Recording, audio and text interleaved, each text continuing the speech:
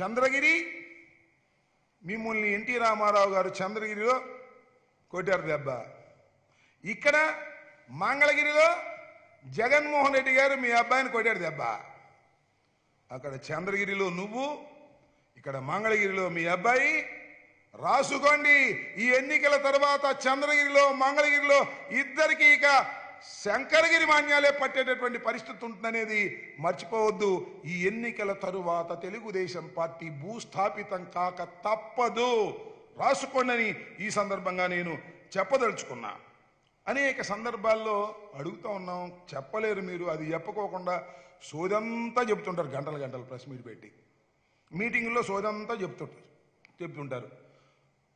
3 సార్లు ముఖ్యమంత్రిగా చేసే అవకాశం మీకు ఇస్తే 3 సార్లు క్యాబినెట్ని పరిపూర్ణంగా నిర్మించుకునేటటువంటి అవకాశం ఉభయ రాష్ట్రాల్లో 2 సార్లు, ఆంధ్రప్రదేశ్లో 1 సారి ప్రజలు మీకు ఇస్తే, ఓ నారా చంద్రబాబు నాయుడు గారు, నేను సూటిగా అడుగుతా ఉన్నా, సమాధానం చెప్పండి.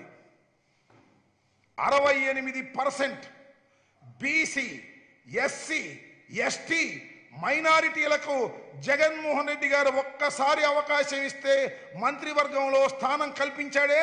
ఒక్క రోజైనా నువ్వు 68% కదా 50% ఇచ్చావే? నాకు అర్థం కాలేదు.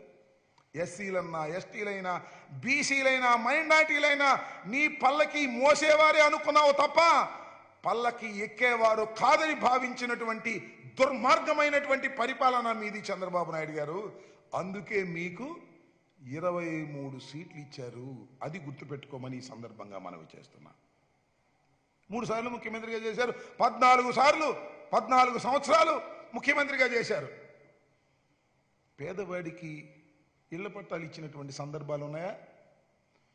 ఎస్, నేను చెప్తున్నా, జగన్మోహన్ రెడ్డి గారు ఒక్కసారి అవకాశం ఇస్తే ఈ రాష్ట్రంలో 30 లక్షల మందికి ఇళ్ల పట్టాలు ఇచ్చినటువంటి ఘనత జగన్మోహన్ రెడ్డి గారికి దక్కుతుంది. ఇవి ఒక్కసారి ఆలోచించుకోమని మనం చేస్తున్నాం. అంతేకాదు, 2,41,00,000 రూపాయలు సంక్షేమ కార్యక్రమానికి బటన్ నొక్కి ఏ విధమైనటువంటి ఫిల్ఫరేజీ లేకోకుండా, మధ్యవర్తులు లేకోకుండా, ఈవెన్ కరోనా సమయంలో కూడా ప్రజలకు సంక్షేమ కార్యక్రమాలు అందించినటువంటి ఘనత జగన్మోహన్ రెడ్డి గారిని మనం చేస్తున్నా. ఇవన్నీ చూసిన తర్వాత భయం పుడుతున్నట్టుంది చంద్రబాబు నాయుడు గారికి. మళ్ళీ తిరిగి వచ్చే అవకాశం లేదు. చాలా విస్పష్టమైనటువంటి అంశం ఇది.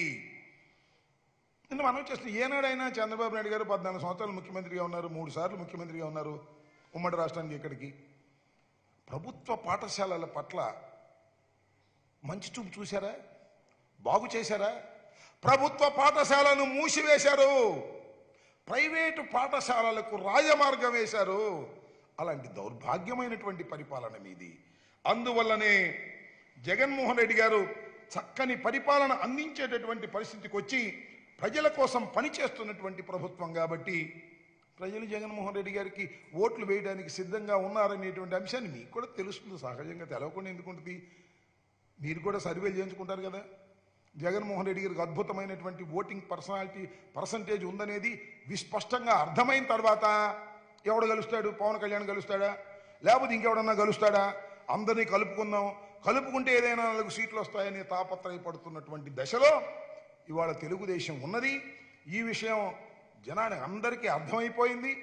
మా మార్పుల మీద, మాకు సంబంధించినటువంటి అంతర్గత విషయాల మీద ఏదో బాధ కలిసే విధంగా మాట్లాడటం చాలా దురదృష్టకరమైనటువంటి అంశమని కూడా ఈ సందర్భంగా మనవి చేస్తున్నా.